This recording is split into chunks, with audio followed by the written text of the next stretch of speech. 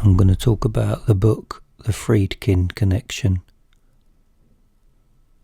New York publishers HarperCollins contacted me and asked if I was interested to write a review for William Friedkin's book The Friedkin Connection. And my response at the time was, well, if Billy wants me to do it, I'll consider it. And they confirmed that he suggested me. I considered, and then a couple of days later the adventure arrived. I wanted to lose myself in this self-penned work with my mind clear, away from everything else. You see, I like to set the atmosphere right, so I spent a couple of days in a nice hotel right beside the beach in Brighton.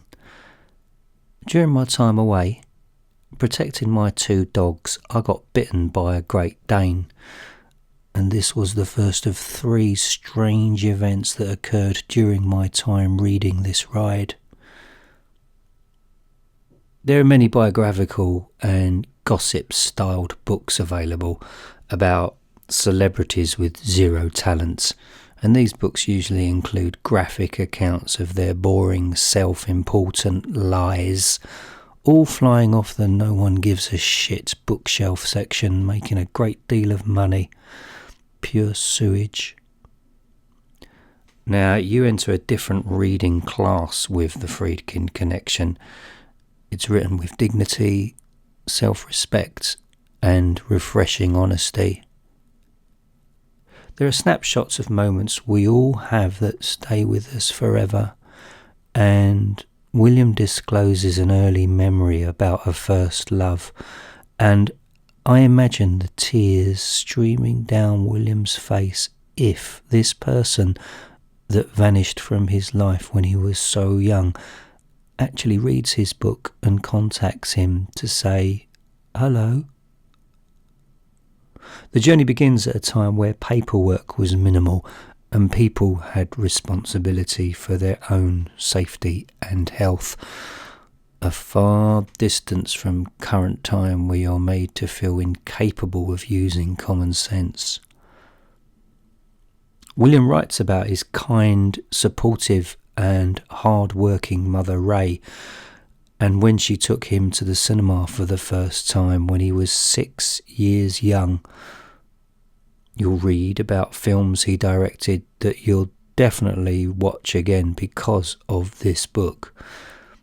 You'll be so involved with situations where William's life was in danger, but the Grim Reaper decided to choose someone else instead. There are moments when I wanted to jump into the book, travel back in time and stand up for William, especially when he was directing the final episode of the Hitchcock Hour, when he heard someone take credit for the opening camera shot, and that was actually William's idea alone. And the other time I wanted to jump in and interfere is when a comment is made about wearing a suit. I wanted to say, just because someone wears a suit for work doesn't mean they're good at their job. I just love the way William deals with industry time wasters and money men. This written work includes wonderful stories about some actors of today and yesterday, demonstrating aspects of their personality, which is surprising and enlightening. Citizen Kane inspired William to be a filmmaker, and Alfred Hitchcock's body of works was his tutorial. William's brief meeting with Hitchcock is very memorable, especially when he meets him again at another time of his life. William has a sharp memory for those that were disrespectful and kind from when he was starting out and during his whole industry career, all incredibly revealing of what you didn't know until now. Everything about this memoir is well balanced due to William's strength and ability to cope with living when nothing seemed to work. Then suddenly life for him, as it does for all of us, can change when you least expect it. William Friedkin's way of casting actors and working with them is, without doubt, the best instinctive practice I've ever read, and is absolutely correct in the way he gets the best performances. His articulate episodes of patience and frustration is as exciting as an action movie. His steam train approach to get his vision on film, no matter how politically dangerous the location or how stubborn the money men are, informs you about a man who throughout his life has always been true to himself, which many of us strive to achieve. The insight to all his filmed work is riveting, especially about the hospital procedure scene from The Exorcist and that person involved. He also gives sensible advice to wannabe filmmakers, which will save you a great deal of money. There's acknowledgement of those William worked with and those that he gave a wonderful working opportunity to, and for reasons unknown, they didn't continue on the wave of regular work, and William feels some responsibility for this, but that's an example of someone just being too harsh on themselves. Mr. Friedkin has played the film industry game and broken the rules and has written a detailed account that sets an honest standard.